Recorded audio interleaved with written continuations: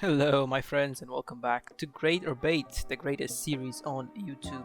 Welcome to a new episode, number 7 now. By the way, fun fact, 7 is my lucky number, so I hope this episode will be as fruitful as I hope it will be. Fruitful, what the fuck is this fruitful mean? Okay, probably not the best word to describe this episode, but anyway, today I have two amazing cars to us again that you guys suggested, and one of them is absolutely a menace. And in the past, I used to think this is probably the best car in the game. I changed my mind a little bit, but still, it is insanely solid. So, I mean, without further ado, I suppose we might as well get into the first car, which is the Lamborghini Diablo GTR.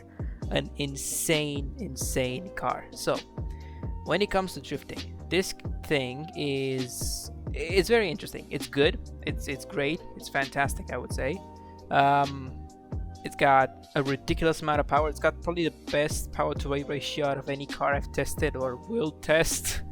It's fucking insane on all matters except for the fact that it has insanely thick rear tires. Like, I think it has like 385s or 365s or something like that as stock, which is nuts. But that still didn't stop me from getting a pretty wild 143.8 or 0.9. I think it was a 0.9. Yeah, very good car, ridiculously powerful.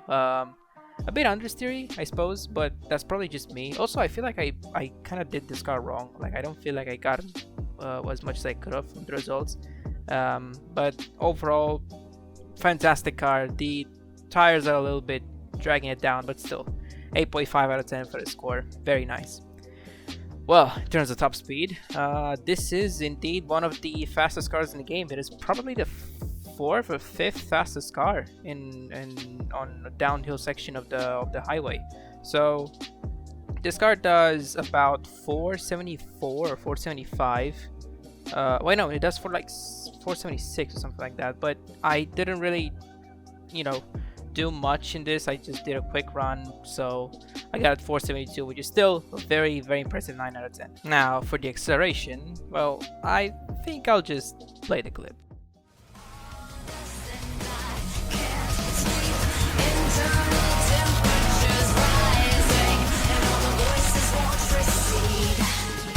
Finally found what I was looking for, a place where I can be without remorse, because I am a stranger who is bound in even stranger war. Okay, grip. Well. As per usual, this is the hardest one to rank because usually in grip, acceleration plays a pretty huge part. It's not as much the grip as it is acceleration, which I know it's a bit flawed of a system, but that's just how it is. Unfortunately, because this thing is the quickest accelerating car in the game, it will rank very high, despite the fact that it lacks grip. It has I would say an average amount of grip, honestly, for a car in general, but because it's so quick and shoots out of corners instantly, it got a very good score of 43.8, which puts it at about 8 out of 10. So yeah, it's very useful. Too bad it's X-Class though.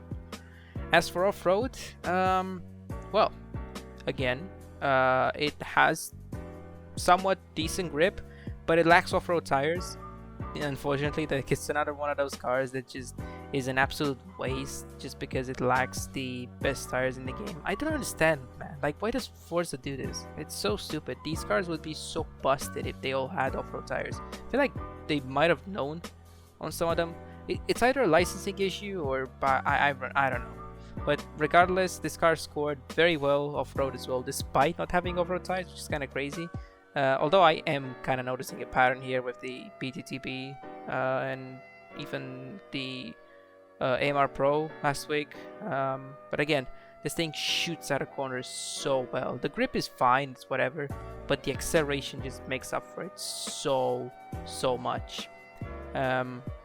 This lap here, the one that you see the best there is rewinded. So I'm gonna play the footage here in slow motion so you can see that it's actually a 59.993 if you make math. So yeah, 7.5 out of 10. That's about as much as I'll give it. And here is the I guess the wall, the table, the whatever, the graph. It's not a graph, but you get the point. It scored a 43 out of 50 for an 8.6 out of 10 average, which is actually tied up with the Noble, if you look there, at the highest rated car that I've tested so far, which is, well, yeah, I've expected that. This car is amazing, and I can't wait to see what beats it eventually, because I do have some plans for the future. But let's hop into the second car now, which was suggested by my good buddy Shark here, the Porsche 917 LH. I had not high expectations for this car, I'll be honest, because I thought it was one of those very niche cars that does well at one, maybe two things, and that's about it. But not really. It's actually a pretty solid overall car. I probably should have expected that. So in terms of drifting, you might expect it to be good because it has like good power and but it kind of suffers from the same problem as the Diablo. The rear tire is like 415s. It's insane. The rear grip is nuts.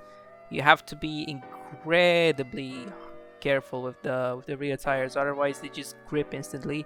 It was kind of annoying to test, I'll be honest, but I think I got an okay score. I probably could have pushed it more into a 143, and yeah, I'm a little disappointed there, but still, the car isn't bad. It's scored alright. It's scored a 142.5, but still, definitely could have done better. So yeah, 6 out of 10. Nothing crazy, just above average, I suppose. Top speed, however, is great. This car is way above the average, man. I did not expect this thing to be so fast. I don't even remember how much power this thing has, but it doesn't have a ridiculous amount. It just has a pretty good aero coefficient. So it scored a 466 here. I think I remember. Yeah. So yeah, I get a 466, which is great. It's like a 289 point something. It's almost a 290. Could easily 290, probably like 292, or something like that. So yeah, 8 out of 10. Very solid. Super fast.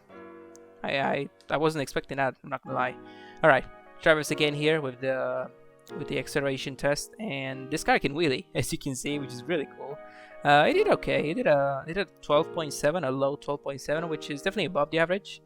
But again, nothing too crazy. So yeah, 6.5 this time, according to the other results, at least. This is where it sucks though. So it has very thick tires, but it just, I don't know, man. It's very understeery and oversteer at the same time. Maybe I just cooked a retarded build here, which I most likely do. Like, I feel like 9 out of 10 times it's me just fucking up the car because the build is terrible and I don't know how to tune. Again, I feel like that's usually the case, but sometimes I feel like I do a decent job. This is one of those times where I'm really not sure, but again, this car has basically no downforce. I'm gonna put the stats on the screen just so you can see the pitiful values that this car has for downforce. So that's probably one of the reasons. It is on slicks. Like, this car gets slicks, don't get me wrong, but I don't know. The suspension is very weird. It's wobbly. It's like it drives on jello or something like that. I have a hard time describing it properly. But I mean, at the end of the day, you won't really use this for road racing, like, ever, especially not maxed out. So yeah, you probably want to avoid this. Might be decent for, like, I don't know, S1 for maybe straight races, but as a power build, maybe, I'm not sure. I'm gonna have to ask somebody, but either way, this is definitely not a car meant for tight circuits or grip-based tracks. Definitely not. It's got decent acceleration, like I said, but it doesn't help it that much. The stability is not doing it justice. So yeah, I think I give it a pretty mediocre 4.5 out of 10. It's, yeah, not great. Now, this is where I expected it to do well, and it did. However, here's the problem. this is the first time I'm actually gonna have to include a flagged lap, and I want to show you exactly where. So here, I lightly tapped that wall. Okay, maybe it wasn't too light, but I tapped that wall and the lap is just flagged from here on out. Now, I am going to take this into account for this test. One, because this was 1.5 seconds faster than my fastest non-flag lap. And otherwise the test would just be very inaccurate if I use that one. And two, this car is a death trap. It's so difficult to control off-road, and just getting a clean lap even close to this would have taken me probably like another hour or something like that, which I don't want to go through. So I promise I won't make a trend out of this, but I'll have to use this one. And it was a pretty solid lap. It was a 59.5, but I will extract 0.3 out of it just to be just to be fair. And for comparison, you're looking at my highest clean lap, which as you can see, it was a 101. So yeah, 7.5 out of 10. And here's where it stands against the Diablo and the rest of the cars, putting up a 32.5 out of 50 for a 6.5 out of 10 average, which is pretty good. It's solid, as you can see here.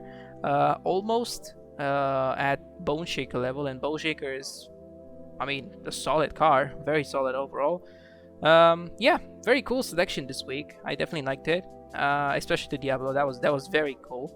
So yeah, that was episode 7. Hope you all enjoyed. Probably go back to editing now because I have a very cool episode 8 in mind. So yeah, I'll see you then.